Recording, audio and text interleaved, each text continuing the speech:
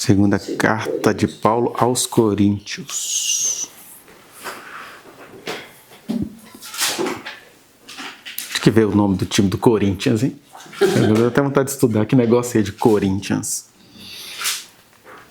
Os coríntios, habitantes de Corinto. Segundo aos Coríntios, capítulo 10. Coríntios aqui é de couro? Não, Coríntios é de Corinto, lá da cidade da Grécia. Corinto era tipo uma Rio de Janeiro na Grécia, né? Ah, era assim? O pessoal era bem doidão. Dá pra você ver pelas cartas que o Paulo escrevia, o pessoal era bem doidão. O pessoal ficar bêbado na Santa Ceia, era um povo muito doido. Esse é uma das coisas, né? É. Aí tem lá o filho que estava pegando a mulher do pai. O pessoal arrumava uma confusão com as línguas estranhas. Tudo de esquisito tinha lá. O pessoal saía do culto e ia para a zona. Que maravilha.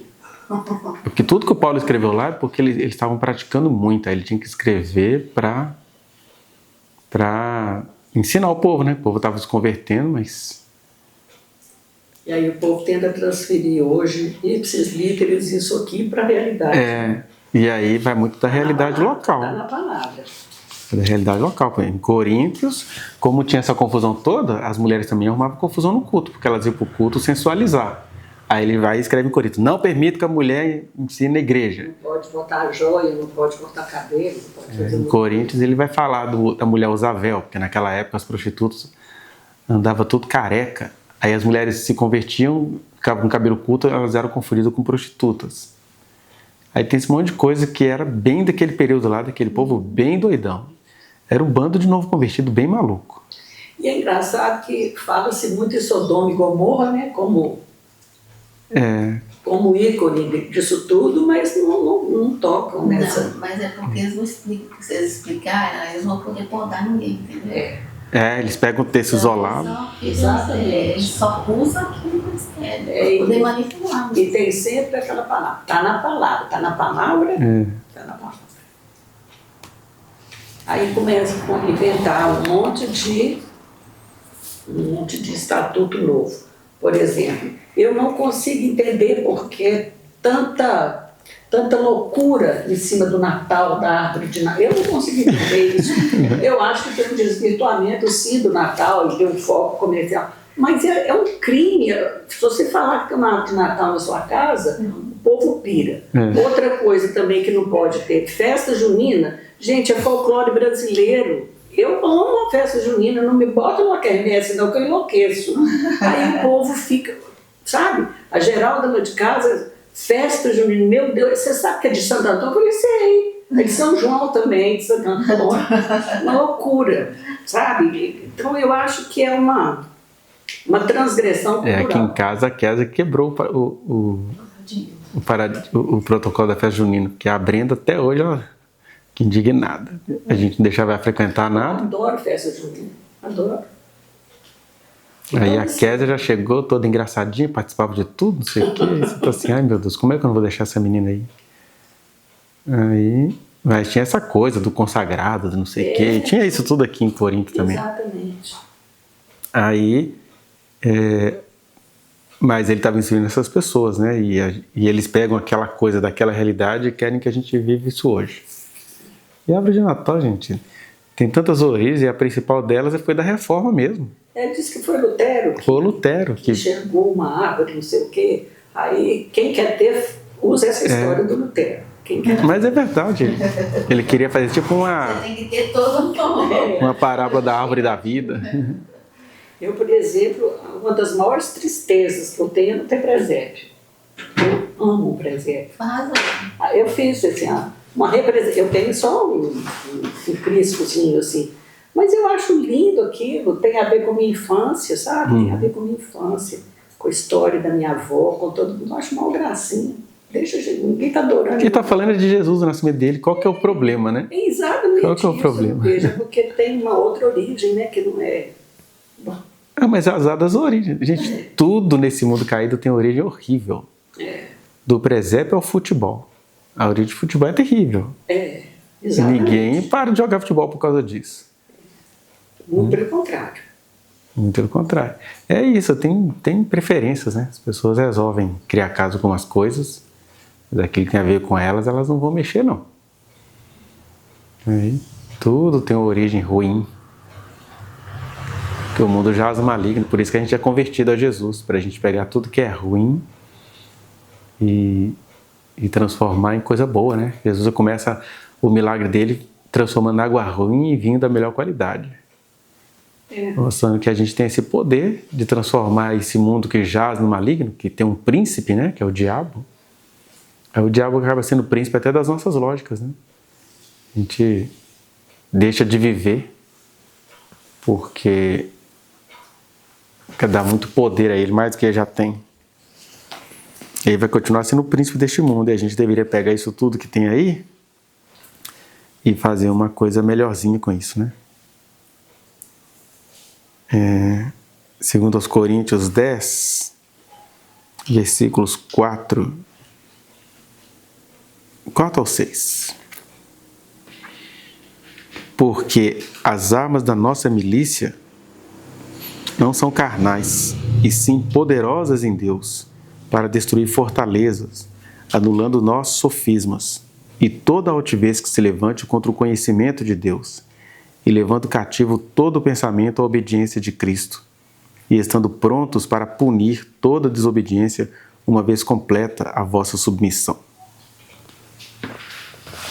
A gente já pode começar do final aí, né? Quando ele está falando que toda obediência será punida, mas ele nem está falando dessa punição direta, de vamos chegar aí, vamos punir. Ele está falando que na medida em que a igreja de Jesus vai entendendo quem é Jesus e o que ele está fazendo, as nossas ações vai fazendo os sofismas e a desobediência serem punidas. Porque a vida fora de Jesus, ela é desobediência. Olha, se a gente já nasceu em desobediência, porque a gente já nasceu nas lógicas deste mundo, a gente já nasceu aprendendo a viver sem Deus, a gente já nasceu anticristo. O pessoal fica muito assustado, quando o anticristo vai chegar? As escrituras estão revelando que ele já está aí, que o mundo é dele. Quando revela lá que viu na humanidade a marca da besta, do governo do anticristo, está dizendo assim, o mundo é isso, o mundo é o mundo dos governados pelo espírito do anticristo, que na verdade é o espírito do antideus, que na verdade é o espírito da independência, que é o verdadeiro satanismo. O que é o verdadeiro satanismo? É você fazer o que você quer, faz o que tu queres, essa é a lei. Né? E aí as religiões que não são cristãs, e aí cada um vai ouvindo a voz de Deus de acordo com a iluminação que recebeu, mas nós estamos aqui, nós recebemos alguma iluminação para além dessas outras religiões. As religiões não cristãs têm essa filosofia, não, o Espírito ele é neutro, ele vai te dar aquilo que você quer, você tem que apresentar o que você quer. E até Jesus, do ponto de vista psicológico, nos trata assim, né? O que você quer. Aí é claro, no caso de Cristo, ele pergunta o que a gente quer e aí ele nos oferece a transformação. Você quer, mas você crê em mim? As minhas palavras estão em você? Aí você vai pedir tudo o que você quiser e te será feito. Porque quando a gente está em Cristo Jesus, a gente descobre que o que a gente pede vai sendo transformado naquilo que Ele trouxe para nós. Mas a gente ainda vive com Deus de maneira muito dicotômica, né? O que é isso? De maneira muito dividida. Eu estou em Cristo, mas Cristo é meu estraga prazer. E aí ele está falando, isso aí é o princípio deste mundo, é o princípio da desobediência. Mas Jesus nos traz essa transformação com toda a paciência, como um bom pastor que dá a vida pelas ovelhas, ele não vai nos oferecendo essa transformação. Porque, como eu estava falando, o Apocalipse mostra isso, que todos nós estamos no governo da besta, do anticristo.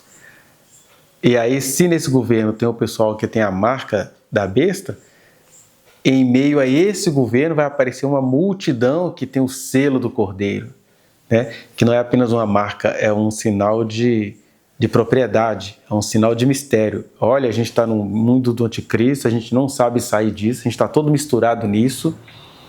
As nossas melhores orações, os nossos costumes, as nossas lutas estão todas entumecidas do espírito do anticristo, mas não tem problema. Nós temos o selo do Cordeiro. Ele nos marcou para que a gente não pereça nisso, né? É isso que a revelação traz, é isso que o Apocalipse revela. Ele não está trazendo o fim do mundo, ele está mostrando que o mundo já acabou e o mundo é um fim do mundo o tempo todo. Aí o Paulo tem aqui na sua mente essa questão da filosofia grega, né? Ele é dicotômico, né? Para ele existe o mundo das ideias e o mundo da prática, né? O mundo da realidade, o mundo físico. Então ele começa a dizer isso, olha, ele estava conversando aí com os coríntios, porque ele tinha mandado aquela primeira carta, e ele tinha falado, olha gente, cuidado, que a igreja está toda contaminada com costumes. Ele vai falar que na verdade, ele escreveu 3 cartas, só 2 que ficaram registradas na nossa Bíblia, né? Porque na primeira carta, naquela carta que a gente chama de 1 aos Coríntios, ele fala, já em carta vos escrevi que não vos associasseis aos impuros. Ele está dizendo que ele tinha escrito uma outra carta, que deve ter se transformado em outras, para Efésios, para Roma, alguma coisa assim. Na época não tinha internet, então ele tinha que escrever a mesma versão para vários lugares ali, né? Ele ia viajando e soltando aquelas cartas. E aí ele vai dizendo que a igreja precisava se submeter ao Espírito de Jesus, só que isso foi gerando uma disputa, né? Aí ele teve que lidar com 2 problemas. Tinha que lidar com os judeus que viviam perseguindo, e agora ele tem que lidar com as lideranças dos coríntios, que achava ruim, achava que ele estava trazendo uma coisa muito contra a filosofia deles, né? Muito contra a filosofia grega. E é interessante que o Paulo conseguiu semear um mal-estar cultural, porque foi depois dessas cartas de Paulo que a Grécia definitivamente deixou de existir. A gente tem uma Grécia hoje que é patrimônio cultural da humanidade, mas ela não é aquela Grécia dos dias de Paulo. Aquelas pessoas todas foram morrendo, foi havendo catástrofes. Em Apocalipse você tem aí a carta às 7 igrejas da Ásia, né? Que é naquela região ali, muita coisa aconteceu, cataclismas, desastre e tudo. Mas é interessante a gente entender essas coisas que a gente acha que são físicas com essa lógica que o Paulo está falando. Olha, as armas da nossa milícia, elas não são carnais, elas são espirituais. Ou seja, eu estou semeando aqui, está gerando brigas físicas, brigas teológicas, brigas ideológicas, brigas políticas, mas eu estou semeando para a eternidade. E ele deve estar lá do céu vendo o que ele fez, né? Ele mudou a geopolítica, inclusive. Num bom sentido, para a história e a geografia, mas no péssimo sentido para a cristandade, porque daí para frente a sexualidade passa a ser perseguida, né? Porque ele mudou o costume. O que era o costume grego? O que era ser um homem grego? Um homem grego, ele não tinha essa coisa de se sentir homossexual. Eles combatiam a pederastia, que era o envolvimento de homens mais velhos com homens mais novos, com rapazes, né? Mas, na verdade, fazia parte da educação grega, até nos termos que a gente herdou para a língua portuguesa, né? O que é ginástica? Ginástica é exercitar-se nu. A gente herdou isso da Grécia. O que é ginásio? Ginásio era uma casa, um lugar para exercícios nus. De quem? Dos homens. Então, era um bando de adolescentes na academia se exercitando nus, e isso envolvia porque o professor ele era mestre. Inclusive, ele era mestre da vida íntima daqueles rapazes. E aquilo era muito condenado, mas aquilo era muito praticado, porque os alunos se apaixonavam pelos seus mestres, como Alcibíades era apaixonado pelo Sócrates, né? Então, a filosofia não traz isso para a gente, assim. Temos que ser neutros, temos só que trazer o conhecimento. Mas que conhecimento é esse que não vai explicar as realidades antropológicas, psicológicas, sociológicas, teológicas e cosmológicas da humanidade, né? Baseado em que eles faziam isso? Então, você tinha essas práticas, e aí, naquele contexto é que o Paulo vai falar para o Timóteo, olha, o exercício físico para pouco é proveitoso, porque o Timóteo estava lá, um homem grego. Ele está assim, meu Deus do céu, como assim que eu vou me tornar um pregador, um eunuco, sendo que, na verdade, os meninos da nossa geração, né, eles vivem de exercício físico. Os próprios judeus ficavam com vergonha, né, dos gregos, porque eles tinham que se exercitar nus. Aí o que acontecia lá? Tinha os pênis dos gregos não circuncidados e tinha os pênis dos judeus circuncidados. né? Então, é interessante quando a gente vai falar do Evangelho, a gente entender essas coisas pessoais e íntimas, porque elas não vêm para as oficialidades, mas elas estavam ali. E aí, não adianta a gente falar de uma coisa íntima, como Paulo vai falar aqui, da sexualidade, da idolatria, dos costumes, se a gente não entende o que ele estava vendo, o que ele tinha em mente. Porque ou você tinha, nos dias de Paulo, o ginásio daqueles rapazes sendo educados com toda a nudez, então não precisava nem mandar nudes, era tudo nudes, né? Ou você tinha as festas greco-romanas, né? Os bacanais, a festa ao deus Dionísio, que era ao deus Baco, né? As festas a Vênus e Afrodite, as festas a Diana, rainha dos Efésios. Então você tinha todo aquele panteão grego. Eu estou dizendo isso porque o Paulo tinha aquilo tudo em mente. E aí, qual que era a arma dele? A arma dele era escrever. E aí ele está reclamando, né? Desde o capítulo 1, ele vai falando, olha, eu sou fraco em presença, mas sou forte em palavra, é isso que vocês falam, né? Ah, eu tenho problema de saúde. Ele vai ali, como ser humano, né? Ele vai tentando mostrar para aquelas pessoas convertidas de Corinto que ele tinha autoridade espiritual, que a gente hoje pode ler e falar assim, tadinho do Paulo, infantil e tal, mas ficou aí, né? Você até fica sem entender assim, qual que é a utilidade segundo aos Coríntios, porque ele está ali sempre dando aquela lavada de roupa. Aí aqui ele chega e fala isso, inclusive ele dá uma reclamadinha no começo do capítulo, porque no começo ele fala assim, e eu mesmo, Paulo, vos rogo pela mansidão e benignidade de Cristo, eu que na verdade, quando presente entre vós, sou humilde, mas quando ausente, ousado para convosco. Aí ele está dizendo, tá vendo? O pessoal zomba de mim porque eu não tenho presença, mas quando eu estou escrevendo, eu tenho que escrever coisas terríveis, né? Sim, eu vos rogo que não tenha de ser ousado quando presente, servindo-me daquela firmeza com que penso devo tratar alguns que nos julgam como se andássemos em disposições de mundano proceder. Ele está dizendo que a igreja de Corinto era contraditória, porque o pessoal se sentia muito liberal, mas aí quando Paulo ia falar, mas ele tem umas ideias também, né?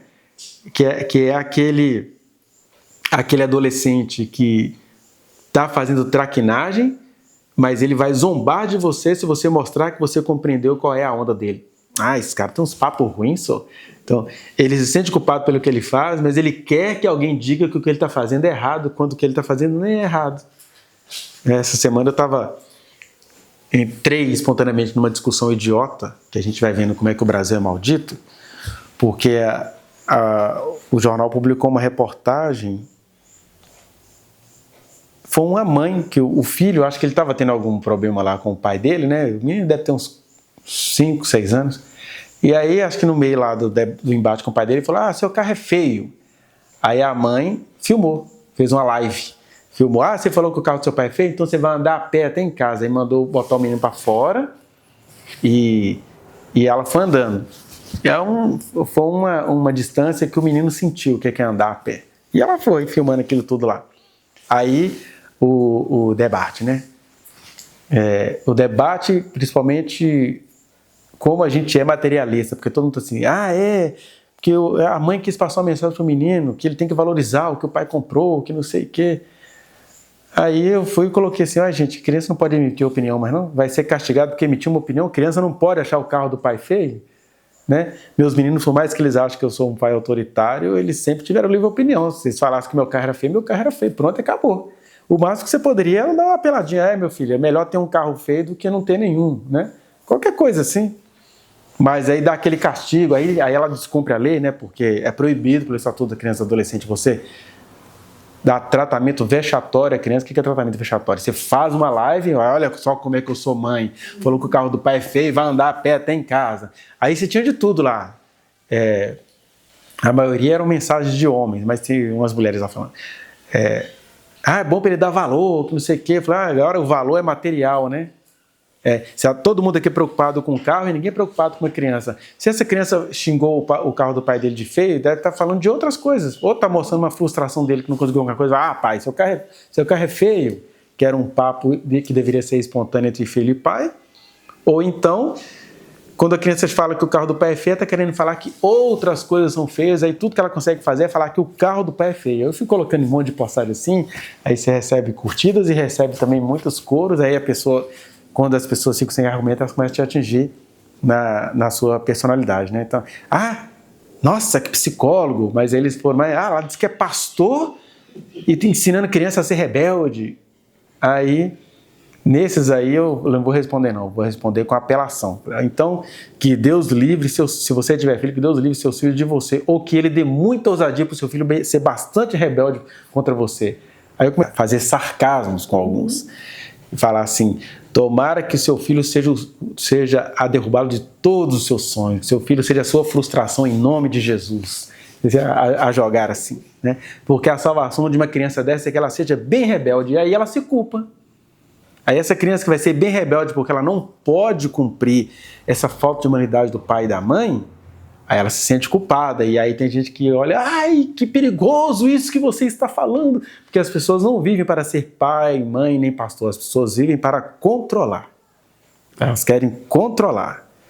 E aí o sucesso viu, expus meus meninos, não sei o quê.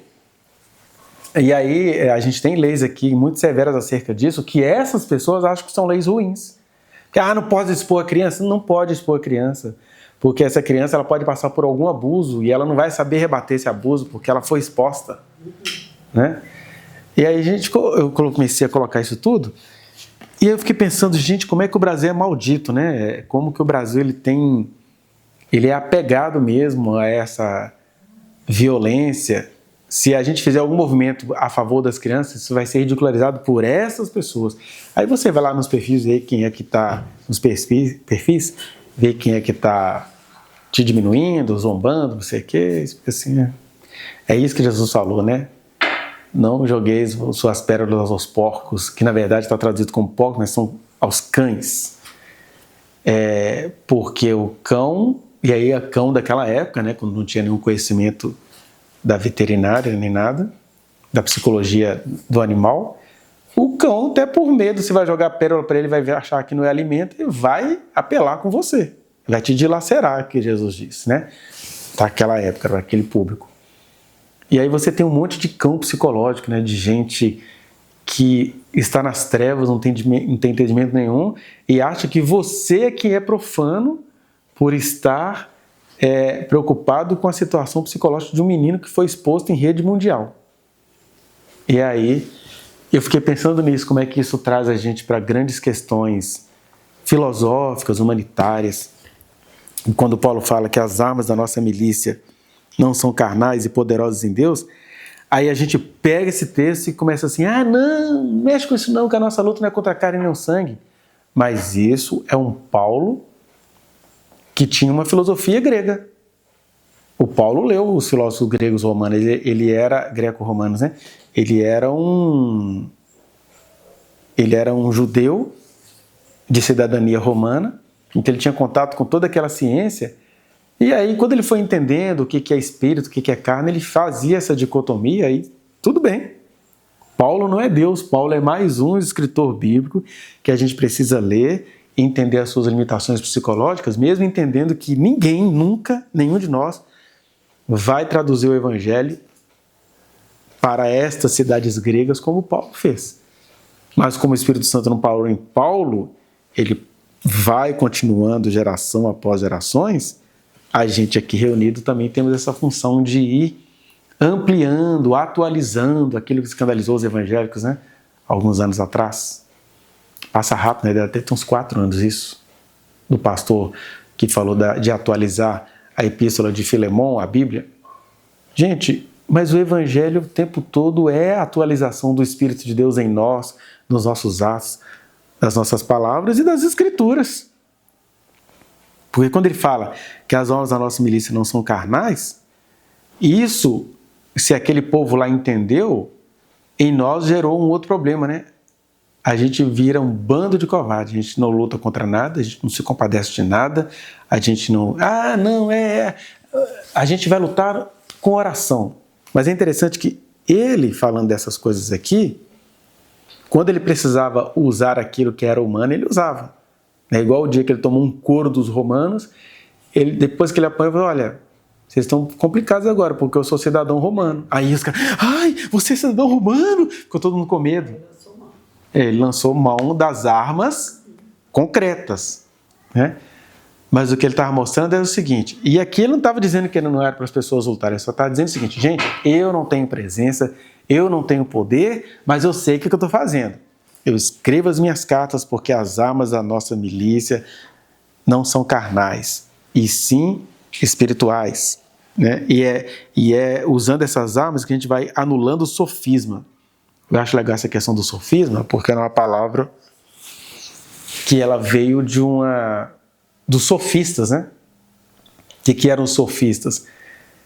Eram pretensos filósofos gregos que usavam do conhecimento filosófico, mas na verdade eles usavam do conhecimento filosófico para ganhar dinheiro. Então você tinha os filósofos e você tinha os filósofos da physis.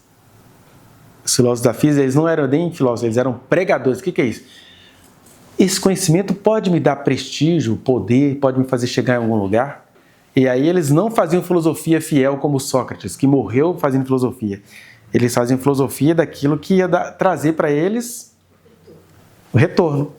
E aí isso na Grécia era chamado de sofisma, e em Roma era chamado de laus, né? Que eram os filósofos, os pregadores das multidões.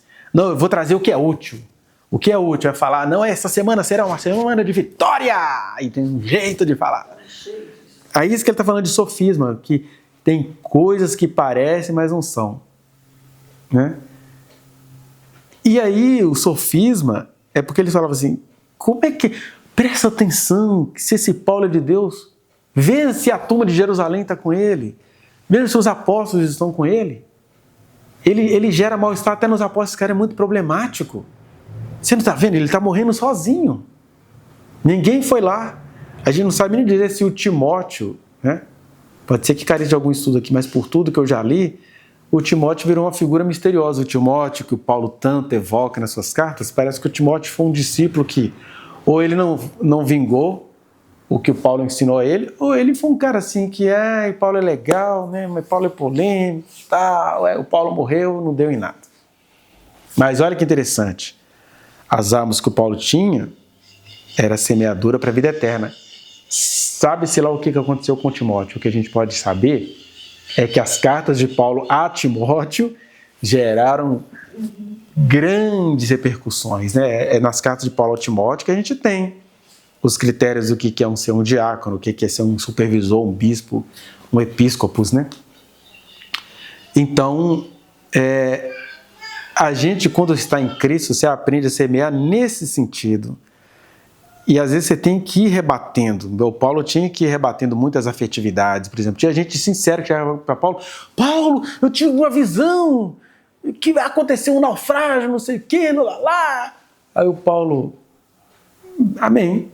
Mas a gente vai embora, porque na mente dele, na teimosia dele, né, ele sabia que as armas da milícia dele estavam ali para anular sofismas.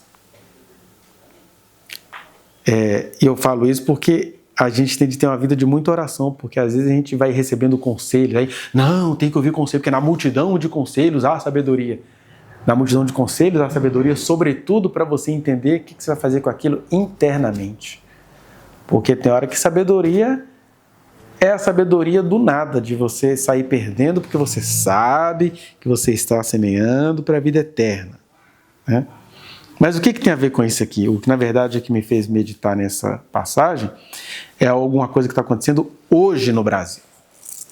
Porque a gente fica com essa coisa assim, que é assim, as pessoas que neste momento estão se manifestando com, sei lá, uma hora ele é Moisés, outra hora ele é Davi, outra hora ele é o Redentor do Brasil, quem? O sofista Nicolas Ferreira. Ele está em algum lugar nesse momento rumo a Brasília, usando todas as armas espirituais para semear para o inferno. O que é o sofisma? É aquele que parece justiça, é aquele que parece graça, mas é desgraça. O que o Nicolas semeou aí, sabe, sei lá, que está fazendo uma caminhada até Brasília? Um sofisma. Qual que é o sofisma? A figura do homem sofrido. E isso que está assim nas redes sociais dos evangélicos. Eu fico assustado com os evangélicos que eu tenho. E a maioria é gente que realmente é cristã, congrega e não está olhando para a palavra de Deus. Não está olhando nem para o livro que eles acham que tem toda a palavra de Deus. Porque a Bíblia tem palavra de Deus, mas a Bíblia não tem toda a palavra de Deus, não. Toda a palavra de Deus está no movimento. Enquanto a gente se reúne é que Deus vai se revelando. Enquanto a gente conversa é que Deus vai se revelando. Enquanto a gente vai se expondo é que Deus vai se revelando. Não é enquanto a gente lê um versículo, né, e aí, o Davi, pequenininho, chama ele de chupetinho, mas ele está peitando um gigante. Mas qual o gigante que ele está peitando? As pessoas que acham que ele é Davi não se perguntaram qual é o gigante. Vai haver uma mudança. Qual mudança? O que está acontecendo de errado no Brasil? Está acontecendo de errado no Brasil, como está acontecendo de errado no mundo desde sempre. Agora, neste momento, na causa que esse pessoal está lutando, o que está errado? O que está errado, inclusive, atinge o Nicolas, né? Porque todo mundo já sabe que da onde que ele arrumou essa marcha. Quando ele foi percebendo que toda essa investigação do Banco Master estava chegando nele, e chegou, né? E aí ele não quer comparecer na CPI, aí ele começou a criar um movimento. A mesma estratégia do Bolsonaro que mexeu literalmente céus e terra, porque ele mexeu com o demônio, com o diabo, com as igrejas, com os pastores, ele fez isso tudo, mas graças ao bom Deus, ele está preso. Mas não é isso que passa pela mentalidade. Agora mesmo, antes do culto, eu estava vendo um advogado que eu sigo, e aí ele fez uma postagem. Ele fez uma postagem e ver a postagem dele, um vídeo que ele gravou, me deixou profundamente preocupado com o Brasil, porque é isso que é o sofisma. Você tem um advogado, ele se diz semita, eu sou um judeu, então eu estou falando com a autoridade de um judeu. Mas também estou falando com a autoridade de um cristão. E aí eu vi nesta manhã o irmão Nicolas com a grande marcha, porque a marcha ficou imensa. Por que a marcha ficou imensa? E o Nicolas, no íntimo dele, sabe que ele fez... Como diz o Reinaldo Azevedo, ele fez herda, né? Por que ele fez herda? Porque um monte de político oportunista percebeu que aquilo ali vai dar visibilidade para eles. Aí eles se juntaram, baixaram todo mundo, eles nem estão caminhando tanto que o Nicolas está caminhando. Aí quando o Nicolas estava pensando em parar, choveu político oportunista. Inclusive os 3 que estão com ele lá estão devendo até na justiça, né? O Gustavo Gaia, que é cheio de crimes hediondos nas costas. O Nicolas, que não tem nenhum crime hediondo, mas agora vão descobrir ele todo atolado no Banco Master. O Jordinho, um bandidinho. E aí as pessoas olham para aquilo e veem Jesus. Elas ficam encantadas. Aí o Paulo vai dizer, nossa, é difícil ser crente nesse negócio, né? Porque até entre os nossos irmãos, você vai falando dessas coisas e ninguém vai te ouvindo, porque vocês acham que o Paulo era ouvido aqui? Aí é aqui que ele está proclamando, pois as armas da nossa milícia não são carnais. A gente tem que abrir a boca e falar, porque o que não serve para aqui está servindo para alguém. O que não serve para isso está servindo para alguma coisa. E o que não serve para este momento serve para a eternidade, mas serve. Aí o que aconteceu? Aquele tanto de político oportunista foi trazendo todas as suas gangues, né? Seus gabinetes, aí aquele negócio criou um movimento que está sendo bancado pelas mesmas pessoas do 8 de janeiro. Né? Aliás, o Banco Master bancou toda aquela coisa lá, e aí eles caminham, fazem uma filmagenzinha, tá dormindo em hotel de luxo, aí já tem a outra pessoa lá. Quando acabar essa coisa toda, nós vamos querer uma auditoria para saber quem é que pagou esses hotéis de luxo que o Nicolas ficou hospedado, né? Porque ele não ficou caminhando ali, como o padre de quem eles falam mal. Eles não ficaram passando fome, não habitaram em tabernáculos. Eles ficaram fazendo cena. Mas qual que é a coisa maligna aí? É que é um cara que é muito bem visto pelos evangélicos. Então, ele está fazendo campanha, aí agora ele está fazendo campanha para muitos outros, e aí quando ele percebeu que a coisa ia dar ruim, graças a Deus, você tem lá alguém do Supremo, que já percebeu que a mesma turma do 8 de janeiro é a turma que está ali, aí já falou assim, ninguém vai chegar aqui na Praça dos Três Poderes. Aí ele gente, não façam besteira, não façam loucuras, que não sei o quê, porque ele está com medo que se alguma besteira sair, obviamente que ele pode até ser preso, porque foi ele que promoveu tudo aquilo ali. com aquela gente alucinada. Mas você vê que isso é espiritual porque você pega assim, é o que eu fiquei pensando, né? Primeiro sofisma. Alguém olha para aquilo, homem de Deus, advogado, judeu, Aí pronto, o Nicolas já ganha no vídeo de um. Que me deu medo quando eu vi esse advogado, porque eu fico assim, gente, as pessoas ficam vendo, por exemplo, pessoas pediam muito tudo que o psicólogo faz, né? O psicólogo ele é avaliado pela ideologia dele, pela religião dele e tal, e tem que ser avaliado. O problema não é avaliar o psicólogo em relação a isso. O problema é não fazer isso em relação às outras profissões. Por exemplo, o Nicolas tem formação em direito. Que medo de ter um cara que é formado em direito atentando contra o direito da nação. Aí esse advogado que falou hoje, assim, imagina eu pegar um serviço de um advogado desse. Eu preciso de uma causa justa. Esse advogado, ele está dizendo para mim que ele não vai ser a favor do direito da criança, nem do direito da mulher, nem do direito do preto. Ele não vai ser a favor disso. Então, esses advogados deveriam perder o emprego, deveriam perder o trabalho, como eu perco. Eu perco muita clientela, eu perco muito paciente por eu expressar o que eu expresso. São consequências que eu sei que existem, que eu arco. Graças a Deus eu estou em Cristo para conseguir arcar. Por exemplo, médico que não lutou acerca da Covid. Gente, a gente não deveria poder consultar com esses médicos. Eles deveriam perder o diploma. Médicos que participam de tortura. Eles não são punidos por isso. É engraçado, o psicólogo ou o pastor, eles são fiscalizados no que eles fazem. Mas essas outras profissões, né, esse que é o sofisma, né? A gente não consegue entender isso, que por trás, por exemplo, imagina um enfermeiro misógino atendendo. Imagina um enfermeiro racista atendendo, igual a gente conseguiram detectar professoras racistas, né? Abraça a turma inteira, aí quando vem a criança preta abrindo os braços, elas passam. Ou seja, esse é o sofisma, esse é o espírito ruim que o Brasil domestica, né? E tudo com, não, se deu certo, olha a multidão. É porque o discurso é, olha a multidão que ele juntou. Gente, uma multidão indo para o inferno. Ele a juntou. E aí que eu estou falando do trabalho, né? Porque que os indivíduos ali sejam salvos, por favor, e sejam salvos, inclusive, desse sofisma. Mas qual que é o sofisma aí? É que o homem de Deus comparou Nicolas ao Moisés? O que Nicolas tem de Moisés? Se Nicolas fosse Moisés, nem na política ele estava. Aí o homem de Deus comparou Nicolas ao Davi. Contra qual Golias esse Davi está lutando? Só que isso vai gerar votos para o Nicolas. Vai gerar votos não, eu oro muito para que Deus faça essas nossas palavras inexpressivas terem poder naquilo que a gente não vê. Porque eles têm poder, eles têm estratégia, eles têm milionários que bancam aquilo ali. Você vai vendo assim que por exemplo, aqui em Minas Gerais, a Rádio Itatiaia está de plantão, assim, patrocinando mesmo. E é engraçado, por exemplo, por que a Rádio Itatiaia não gosta de um governo Lula? Assim, o que o Lula fez contra a Rádio Itatiaia, por exemplo? Aí eu estou mostrando aqui, estou indo no caminho, na contramão do apóstolo Paulo, que ele está dizendo assim, as nossas armas não são carnais. E, de fato, embora as nossas armas não sejam carnais, a espiritualidade aparece na carnalidade.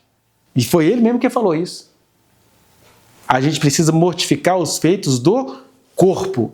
Então, às vezes eu preciso citar nomes de entidades, de instituições. E minha pergunta que eu faço, o que o Lula fez contra a rede Jovem Pan? O que o Lula fez? Eu estou falando de Lula porque são as personagens, né? Nicolas e Lula. Nicolas a favor de Bolsonaro e Lula a favor da corrupção. Esses são os discursos, esses são os sofismas, né? E aí, qual que é o problema disso? E por que essa minha mensagem tem que ter essa cara e tem que ter essas personagens? Ai, meu Deus, está fazendo besteira. Aí, enquanto se responde a essas questões, a pergunta que deveria fazer é essa, assim. Tá, ele está mostrando que quando o Nicolas está indo lá para Brasília, deve ter chegado, deve estar chegando, né? A gente não sabe nem dizer se a gente deseja que aquilo termine bem ou termine mal. Eu só quero que aquilo termine de acordo com a justiça. E às vezes a justiça só acontece quando a injustiça dessas pessoas é manifestada, né? Mas qual que é a questão aí? Qual que é o sofisma que precisa quebrar? É porque o Nicolas está fazendo o Brasil acreditar que ele está marchando contra alguma coisa errada que o Supremo está fazendo. Mas entre Nicholas e o Supremo, tem o Banco Master, que as pessoas não veem. Você estava falando sobre Rádio Itatiaia, né? A relação da Rádio Itatiaia é muito simples. A Rádio Itatiaia pertence aos Menin, que é dona da NRV e que é acionista do Galo. E dono também da CNN. E dono da CNN. O Vorcar faz parte do Conselho do Atlético também, e é amigo pessoal do Menin, e injetou dinheiro lá na SAF do Atlético. Olha a relação como é que é. Então é claro que a Rádio Itatiaia tem que proteger, claro, na lógica deles, né? Proteger os Menin, proteger o Vorcar, proteger todo mundo. Mas aí, para proteger os Menin, eles só não podiam só mostrar o movimento, eles têm que ficar falando mal. Exatamente. Do ministro do Supremo? Quem é cronista da Rádio Itatiaia? Alexandre Garcia, que me faz arrepiar. Então é um negócio, é tudo ali embolado. Essa é a minha cultura futebolística, eu escuto os lá em casa, porque os meus meninos são torcedores do Atlético, e Paulo também. Então eu escuto isso muito. Então tem uma relação assim, grudenta. Entranhar. E aí, você falando isso, me vem uma coisa que é um sofismo que o Brasil não consegue sair, né? Porque se um professor numa aula faz essa comparação, que assim, vocês estão rindo de um traficante sustentar uma favela. E quem é que está sustentando esse pessoal todo aí? É um traficante. É uma loucura. Né? Se você pensar as relações que estão... E que, na verdade, né, porque eles zombaram tanto da investigação sobre o dinheiro dos aposentados, o que está descambando a investigação da aposentadoria é que o dinheiro dos aposentados está todo aí. Está todinho nessa... Quer dizer, Rádio Itatiaia, Gente Poderoso, tudo com dinheiro dos aposentados. Caramba, NRV tem muito dinheiro. É trabalho escravo. E aí eles acham que quando eu falo do traficante da favela, que eu estou defendendo o tráfico. Não, eu estou mostrando... Que país é esse que os favelados deveriam entender essa lógica e todo mundo fazer uma marcha? Vamos para os centros que a gente quer esclarecimento sobre esse Vorcar aí, mas eles não conseguem nem... Você vê que é espiritual, né? Assim, isso é espiritual. O cara é sofrido, mas ele vira um demônio para não prestar atenção na sua aula. A NRV trabalha com trabalho escravo. É trabalho escravo. Tanto que quando fizeram a arena do Atlético, que foram botar arena NRV, a maioria da torcida se colocou contra, porque tinha uma marca de escravagista naquela história. E, no entanto, eles ganharam. Claro que eles ganharam, eles são donos daquela droga, são donos daquilo tudo agora. E o que é pior, você compra um time de futebol que tem uma torcida de trabalhadores, a grande maioria de trabalhadores. Aí é uma loucura, você não sai dessa enroscada. Né? Quem comete pecado é escravo do pecado em todos os sentidos, inclusive no sentido de bancar uma torcida organizada. É tudo muito louco. Não tem nada na vida, mas paga não sei quanto para ver os ídolos. Mas entre Nicholas Supremo e Banco Master, tem a mensagem que está chegando nas igrejas. Por exemplo, o André Valadão gravou um vídeo essa semana todo autêntico. Aí até achei legal que o jornalista do Fuxico Gospel, que é um assembleano, ele falou assim, gente, eu achei interessante que o André Valadão, ele se manifestou essa semana, ele se manifestou todo sincero, ele botou o pau para torar mesmo, né? E aí ele contou. Aí ele fala assim, todo ironizando, mas ele contou essas coisas? Não. Como é que ele respondeu por que a Lagoinha e ele estão sendo chamados a ser do Banco Master? Não, é um deputado do PT. É um petista. Ou seja, a resposta que o André Valadão dá para aquilo que a investigação descobriu é que essa denúncia não tem valor nenhum porque foi um petista. E aí ele ganhou toda a Lagoinha porque foi um petista. Ninguém pergunta assim, mas sendo petista ou não, André Valadão, você cometeu isso do que você está sendo acusado? Essa pergunta ele não responde. Aí ele até fala, quem nos garante que não foi o André Valadão mesmo que colocou aquela pergunta? Fala aí sobre a questão do Banco Master. Ele mesmo colocou a pergunta porque ele mesmo já tinha a resposta, né? E aí... Ou seja, o André Valadão é um outro sofista que cresceu no Evangelho, lucrou com as ferramentas do Evangelho, é um mega empresário em cima, criou uma empresa chamada Fé. Ele pegou a palavra fé e ficou milionário com essa palavra. Criou lá um escudo, fé, virou uma injustiça, né? Com o próprio Paulo que escreveu isso aqui e não ganhou absolutamente nada para falar de fé. Ele ganhou o sustento dele, do dia a dia dele, mas ele não fez fortuna, né? Então as armas da nossa milícia são poderosas em guerra. Eu até fiquei com trauma dessa música, porque um versículo que era muito lido quando eu congregava na Renascer, eu congreguei na Renascer. Eles nem sabem disso, né?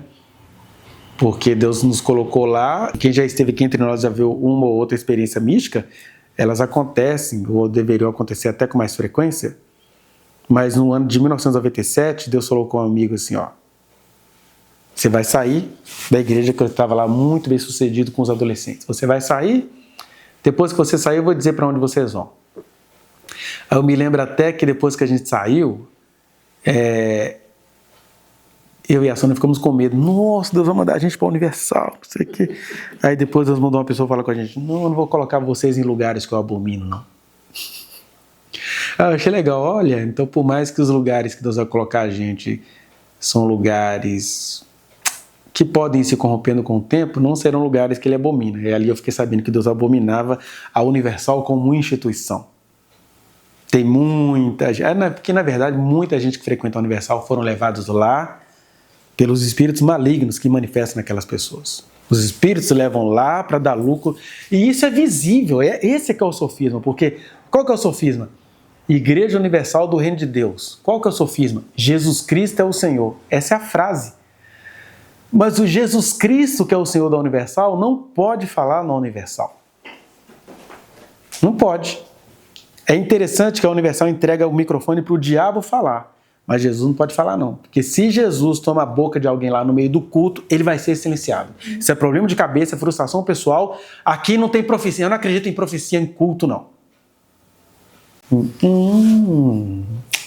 Ninguém entendeu isso. Se qualquer Universal que nos assistiu hoje entender isso e não for idólatra, assim, nossa, o Bispo Macedo mudou a minha vida, mas o Bispo Macedo que mudou a minha vida não deixa Jesus falar no culto deles. Uma pessoa incorporada fala no microfone deles, mas alguém que nem é incorporado, que é habitado pelo Espírito Santo e está sendo tomado ali, não vai poder falar. Esse é o teste para quebrar o sofisma. E apontar isso... Ai, não fala da Universal não, porque as nossas almas... Eu preciso falar da Universal. Porque se isso que eu estou falando aqui chegar em uma pessoa, se chegar no Oliver, meu netinho que pode mudar o mundo, pronto, essa mensagem tem seu efeito. Não precisa chegar em multidão nenhuma, precisa chegar em alguém que fala assim, aquele cara que ninguém acreditava nele falou isso. Mas eu hoje sou o cara em que todo mundo acredita. Se eu falar isso, tem efeito. Mas você vai perder sua glória? Vou perder minha glória por essa verdade. Faça o teste. Não existe profecia na Universal. E nas cartas de Paulo fala, não, pode falar profecia, desde que seja o primeiro, depois do segundo, depois do terceiro. Tem que ter ordem no culto. Sabemos que Deus se manifesta com profecias. Tendo tudo feito com decência e ordem, ninguém está proibindo profecia aqui não. No caso da Universal não pode nenhuma. Se a pessoa pode se contorcer de demônio, que ela vai lá no púlpito, porque isso vai gerar dinheiro para a Universal. Mas se a pessoa começar a se contorcer porque ela vai entregar uma mensagem, leva pro cantinho, que ela não tomou o remedinho dela não. Eu estou falando aqui da Universal, que é mais famosa, mas as grandes igrejas, os grandes conglomerados, Deus não pode falar. Onde ele pôde, ele falou e fez o estrago. Por exemplo, lá na Assembleia de Deus de Camboriú, um dia Deus levantou um homem lá no meio da pregação, o maioral lá ia começar a palavra, aí o velhinho, homem! Homem! Aí pelo menos o pregador teve a elegância de deixar o velho entregar a palavra. E tudo que o velho falou lá aconteceu, inclusive o último deles, tadinho, morreu de maneira bem acidental, caiu do teto da igreja. Estava arrumando tudo lá para os Gideões e paf, e morreu agonizando. E foi Deus que falou aquilo? Não. Deus falou para eles consertarem, senão as consequências iam ser drásticas. E como aquele homem chegou a ficar torto, ao invés dele vir a público e contar o que acontecia lá, ele ficou torto, depois desentortou, pegou Covid e tal. Aí ele disse assim, não, esse menino não pode morrer nessa perversidade. Aí ele morreu organizando os Gideões que ia ter no ano passado, né? Foi no ano passado? As coisas acontecem tão rápido, não sei se já tem 1 ano, 2 anos, mas o pastor Wesley com H. Ele morreu, tadinho, e ele é de Jesus, ele foi salvo, ele só foi criado ali naquele espírito do anticristo e não conseguia enxergar. Que é isso que a gente não vê no Apocalipse. O Apocalipse mostra a gente vendo as pessoas com a marca do anticristo. Aí depois, sem avisar, ele mostra assim, e aí eu vi uma multidão de todos os povos, tribos, línguas, nações, cantando, lá. Ele nem entendeu que aquilo ali era aquele tanto de gente que era do anticristo e que Jesus salvou. Que Jesus salva, apesar da pessoa ser de uma igreja que ele abomina. Jesus salva até de igreja que ele ama e que está se corrompendo. Né? Como é que ele não vai salvar a gente da Universal? Não estou dizendo que os membros da Universal não são de Jesus. Mas aí eu lembro que nessa época Deus falou isso com a gente. E aí a gente passou, que estava falando das almas da nossa milícia, a gente foi e congregou na igreja Renascer em Cristo. Falou, entra lá e vai fazendo o que eu estou falando. Aí nós ficamos lá 3 anos e 3 meses. E mais eu do que a Sônia, né? Os meninos estavam nascendo. Mas eu fui lá, fiz um curso de liderança, descobri cada coisa. Falei, meu Deus, o Senhor tem certeza que é aqui que o Senhor quer a gente mesmo? Eu não combino com isso, mas vamos lá. Aí um belo dia, eu achei interessante que foi eu estava fazendo um seminário de lideranças, né? E aí sempre havia muitos questionamentos, porque o cara estava ensinando coisas lá meio complicadas para líderes. Aí eu lembro que num dia, eu falei comigo, você não vai pôr mais os pés naquela igreja. E aí eu fiquei preocupado, porque eu tinha emprestado um monte de material meu para algumas pessoas que eu comecei a conhecer lá naquele curso. E aí Deus falou que não era para eu pisar mais o pé naquela igreja, que nunca mais eu ia pôr meus pés lá. De fato, nunca mais eu pus os pés, porque era lá no Cine Patê. Cine Patê hoje nem é mais Universal, nem é mais Renascer. E na época era o Bispo Douglas. Foi entre o ano... Ele era um médico, ele se dizia médico, que largou a medicina pelo ministério, e ele era um casal de médicos. E aí ele sempre colocava muito essa coisa do médico lá na igreja, né? Então o médico não ia largar a medicina para não ganhar um salário bom que a Universal, a Renascer, oferecia a ele. Aí ele conseguiu um feito, né? Que era colocar a Renascer no Cine Patê, lá. E aí foi isso. E aí eu sei que pouco depois que a gente saiu, eles saíram lá do Cine Patê. Olha como é que Deus é interessante, né? Nunca mais eu pus os pés naquela igreja. E aí eu lembro que um dia eu estava andando assim, eu tinha falado que naquele dia ia ter uma surpresa.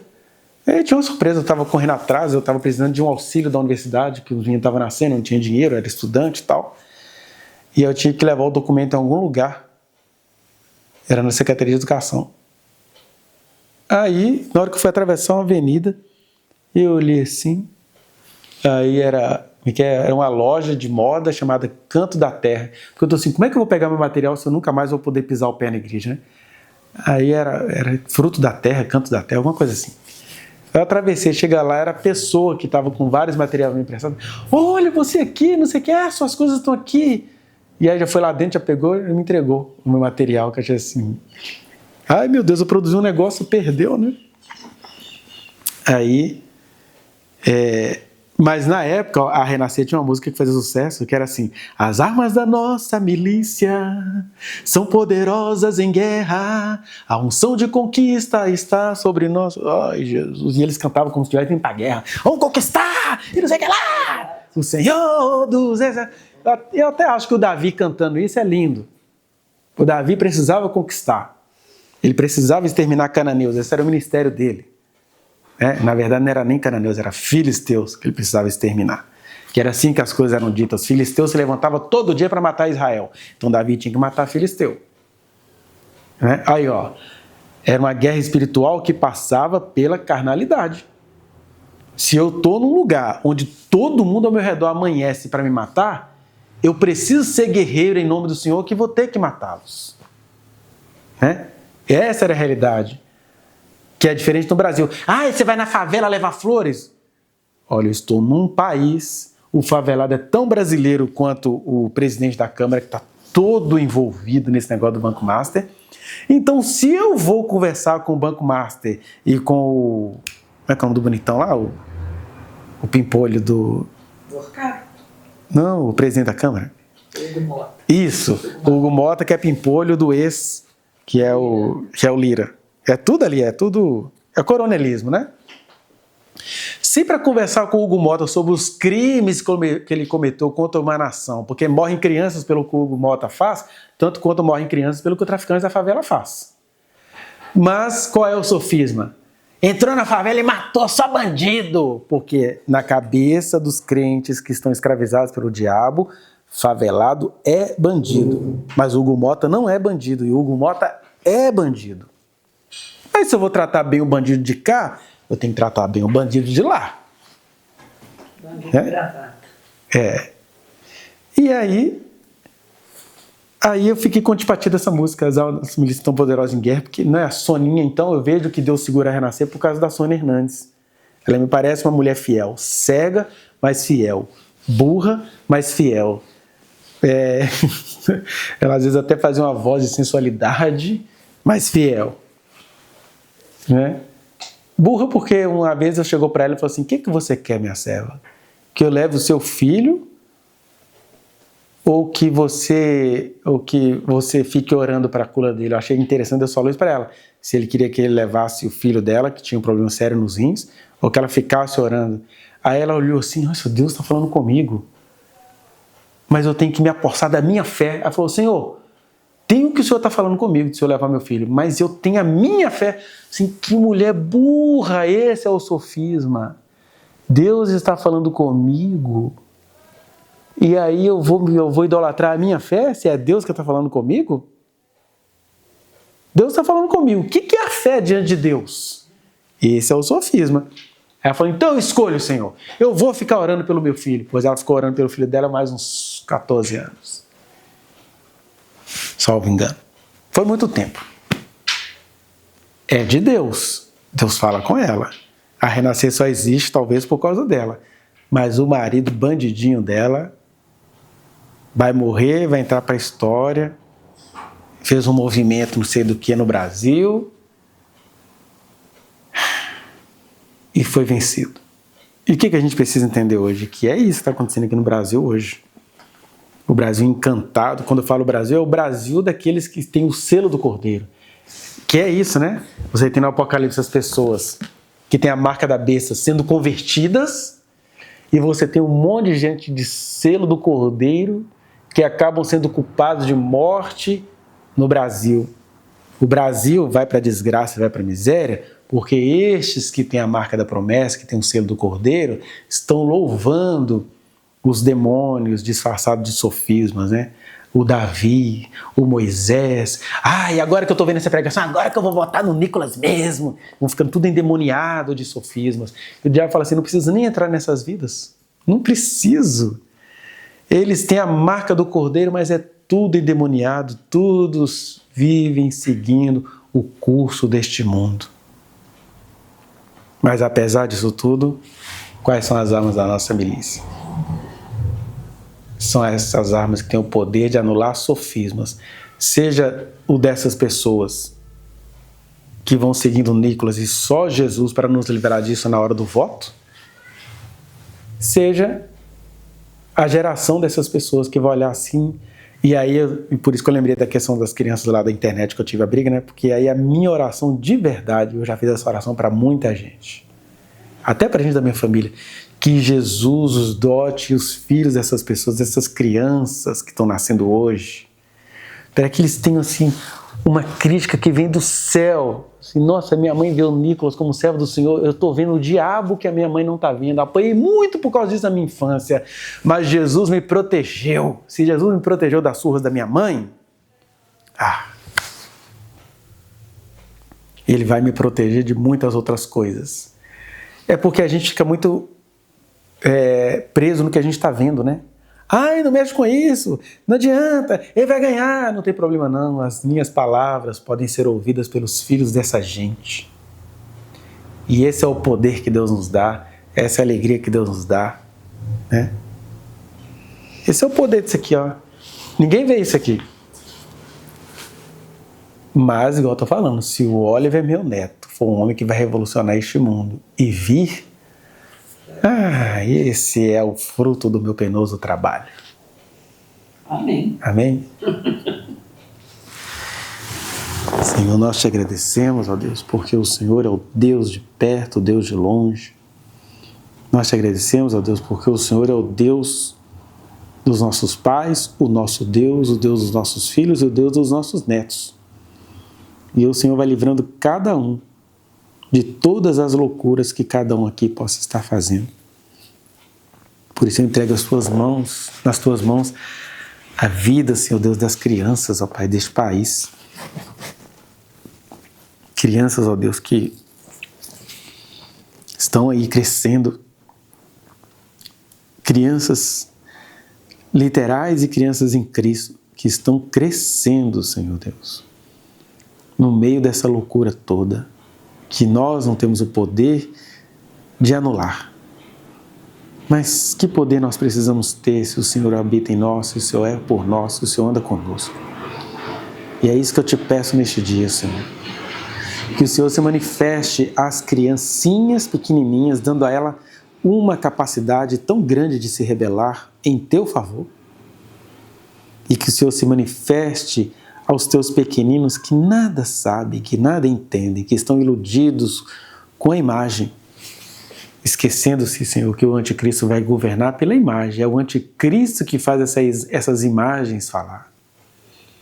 Essas imagens falam muito, mas que nós possamos ver não a imagem, mas o teu Espírito, que nós possamos andar como os teus patriarcas acerca de quem o Senhor disse. Abraão viu o meu dia e muito regozijou-se.